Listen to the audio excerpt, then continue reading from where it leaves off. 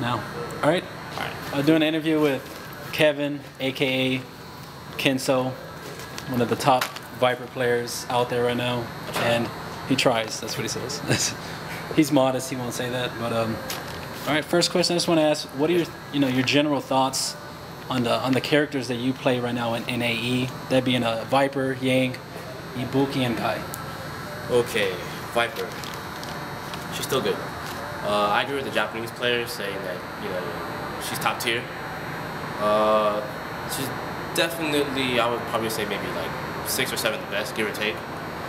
No real changes, like I said, just bigger hitbox on Ultra 2, but I don't see there being a point to Ultra 2 other than Zangief and maybe Rufus. Ultra 1 all the way. Priorities all the same, still does a big damage, virtually untouched. I'm still a little distorted that they took away her frame advantage from Burn Kick and from Vanilla, but it's all good. Ibuki, I know a lot of Ibuki players are wondering about this, so I guess I'll go ahead and answer that. Neckbreaker. Neckbreaker spacing being pushed back is actually really good because you get to use more than one kunai this time. Console neckbreaker spacing is good because you get the neutral jump, not neutral, the regular jump short cross up, and other cool things, and obviously the kunai cross up. But you can't really take advantage of the medium or the fierce kunai. So I think this time around, after messing with it, it opens up more options to those two. So your cross-up game can be a little bit more ambiguous, and you can definitely take advantage of jump fierce towards forward, which I really love using that. Jump back kunai is not so bad, so don't worry too much about that. What else?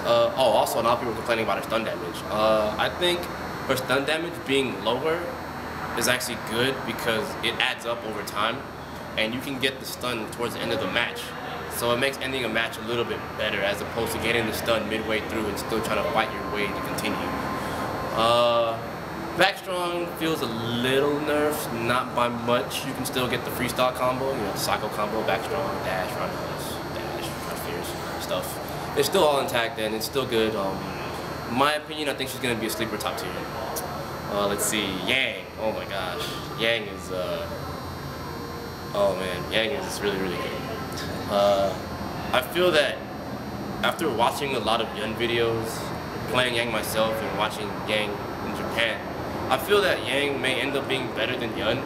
I know some people call me crazy because I say that, like Ross. I think Cienbu has more possibilities than Genajin. Cienbu actually also builds up stun when you combo it. So you can actually dizzy someone or get close to stunning someone and go for the knockdown, like in one of those videos that Nemo was playing. Go for the knockdown and then reset them again and maybe net a stun towards the end of Cienbu and do a lot of damage. I think he's definitely up there. He's going to take a little more time to develop other than Yun. Yun is pretty much developed, or getting to be developed so far, so I got a lot of high hopes for Yang. Guy. Okay, Guy players. You can rejoice a little bit, but he's still not where he should be. I say on the Shoryuken forums, actually I just made a post recently about it. I'm still upset that his elbows are not overhead, which does not make sense because he's had that since the dawn of time. Capcom. I think it's sort of unfair that his elbow's not overhead because he left Akuma intact with everything. He has the same type of options. And you take that away from Guy. That really, in my opinion, I think that kind of hurts Guy. His Bushin flip game is so-so. Damage got reduced by at least 20 points to 180, 180-ish. It's not so bad, 185. His poking game got better. Stand forward is beast. Crouching short is beast. Medium shoulder is the go-to for anti-projectile. What else about that? Frame traps are all there. Close forward into strong fierce is good. Close forward, low jab, stand jab, final fight chain. Pretty much stand forward to whatever you want on hit. On block, it's just as good. He's a frame trap character this time around. I like it, but I still wish for the overhead. So, my opinion. All right, those are my characters. Sorry, that kind of took a while. No, it's all good. All right. For the second question, just a pre-question. Your top two, just who would they be? Out of those 4 characters, you had to pick 2 to go with in the tournament. Who would it be? Because it's gonna go into the second question. I would probably play. I'm feeling Ibuki, definitely, and Yang. I think those 2 are really strong, and I think those 2 complement my playstyle probably a lot more so than Viper and Guy. Okay, so that just leads right into that. Why do you play with them? Like, I mean, it's just. Well, for starters, let's talk with Ibuki. I was really hyped about Guy for console. I was like, oh my gosh, Guy, yes, my character that I freaking love. I love playing this character. I grew up with this character, you know. Back in the day, I go to Sellers Brothers. That's a store down here, a supermarket down here in Houston. And be like, oh man, Final Fight, dude, I gotta put in my quota to play Final Fight. You know, I just love playing Guy, you know, and you know, Alpha and all that good stuff. And Guy was really disappointing. I was not happy with him, and I was like, okay, screw this. There's another ninja in this game. And play Ibuki. And I played her quite a bit in 3S for a bit, and I thought she was fun. And when I played her in this one, she felt perfect. So I stuck with her in console and onto Yang. Yang's another character I played forever. Like I played him in 3 series from the first one till now in Third Strike. I didn't really play Third Strike all day, you know, like I wasn't really hardcore with it, but I enjoyed using Yang a lot. And I feel Yang is a really strong character in this game. So again, much like Ibuki, he suits my playstyle very well. Okay. Well, I gotta ask you. I mean, because a lot of people know you as being a c.viper player, you know, predominantly. So. Why, you know, in the beginning, why were you attracted to playing with her? Oh man, I was attracted to playing Viper because, for one, I'm an SNK nerd, and the fact that she reminded me a lot of Vanessa, I was like, cool. You know, I really like Vanessa. She reminded me a lot of her. She has her own little style, and I was really attracted to that. And not to mention, in the beginning, a lot of people were saying Viper was really bad, and I couldn't see it, you know, and. That's why, you can hear straight from me, that's why final round I made it a point to like, you know, show the US that this character is amazing. And you know, that's brought up, you know, Flash Metroid, you know, freaking Warren, a couple other people that played her, Wolf Chrome was really good with her. Lots of other people that are good with her. And I mean, sometimes it takes that for people to like realize how good the character is. And I'm kind of glad that I was able to do that. And it sprawled the Viper army. And oh yeah, shout outs to Free KU DeMarcus. Free. Nah, DeMarcus is really good Viper player. So, yeah, that's why. All right, let's go to the next question. Out of the mid-tier characters, who do you feel has the most potential to break into the top tier, like Sleeper? Oh, mid-tier that.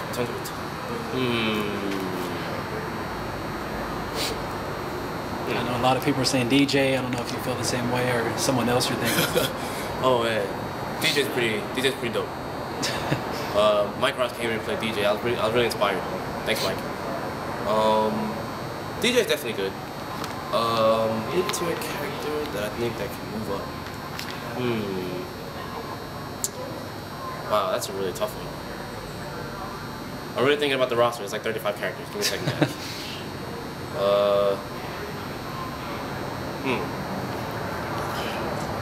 Goken's really good. I think he got better.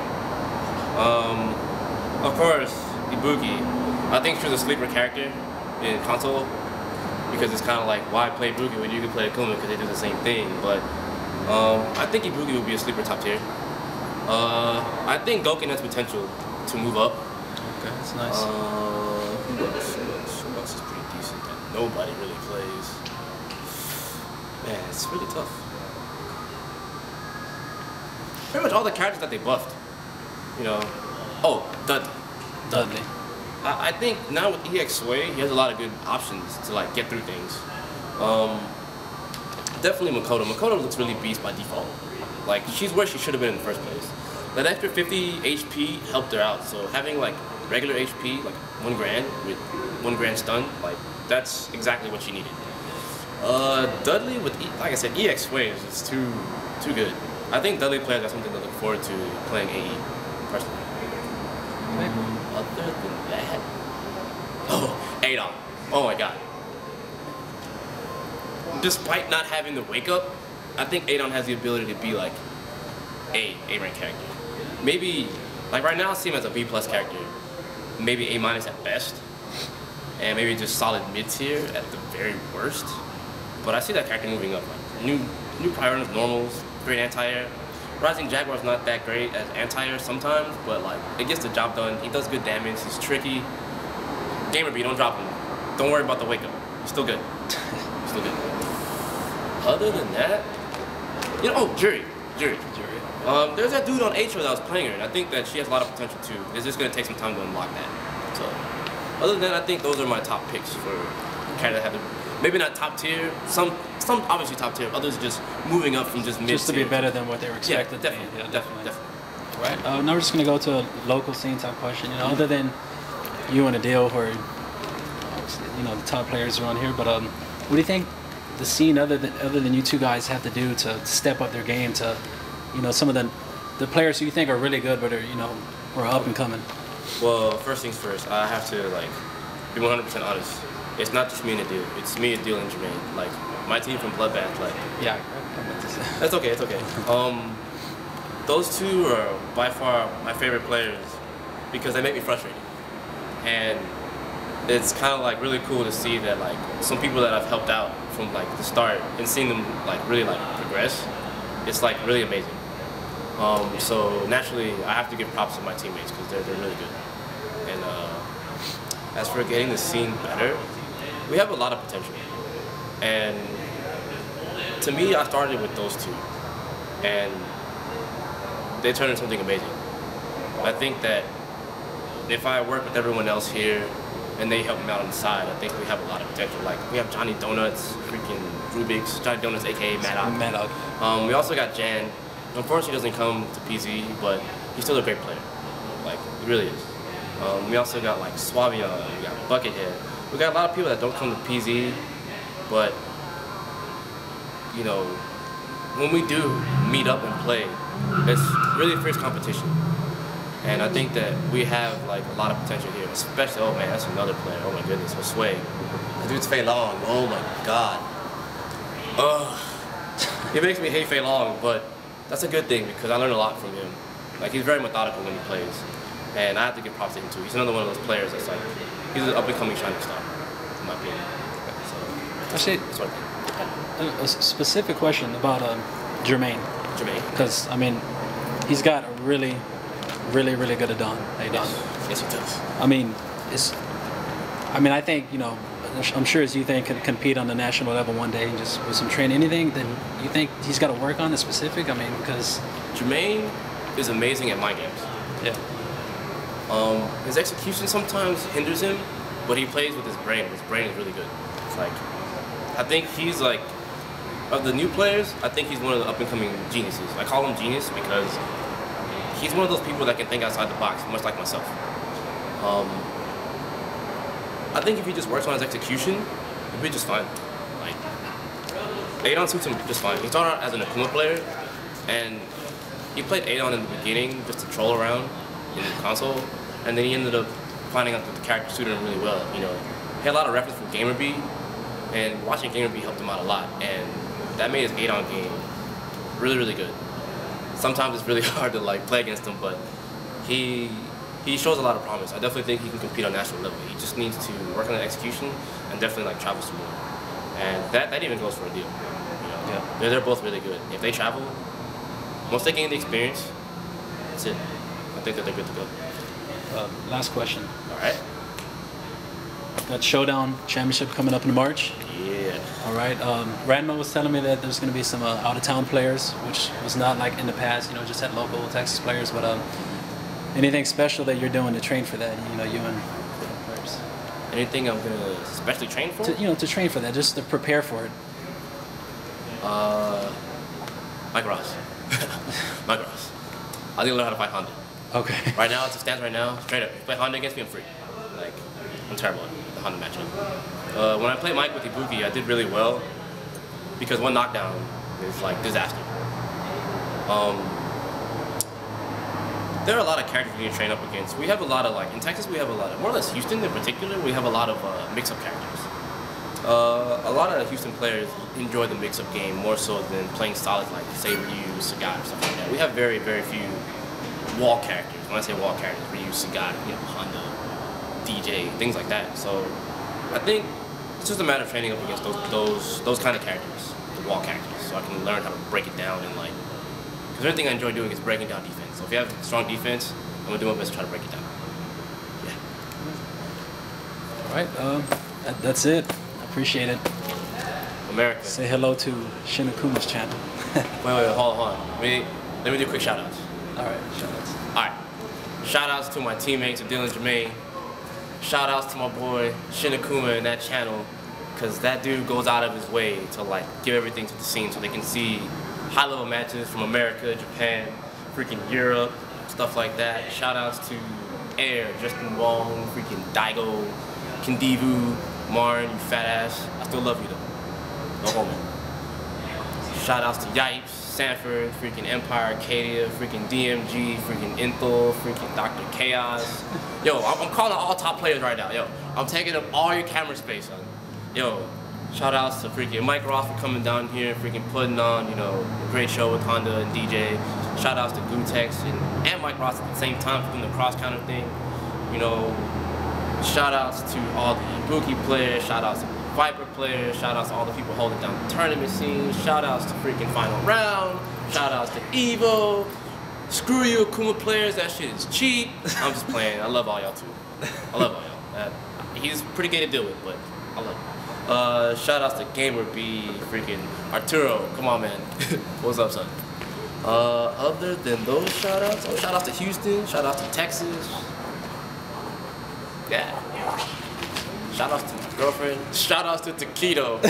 Shout outs to freaking Taquito. Yo, he's coming to Showdown. I'm gonna do my best to like. I'm gonna try to buy that food with fucking Viper because he complains about it. So I kind of want to see if I can do that. I love the brush. Shout outs to Johnny Donuts, Rubik's, Jan, Josh, Suavion, all of Houston, Big Chris, Gene, Wobble 3, we in there. And yeah, man, that's it. All right. Good times. I appreciate it.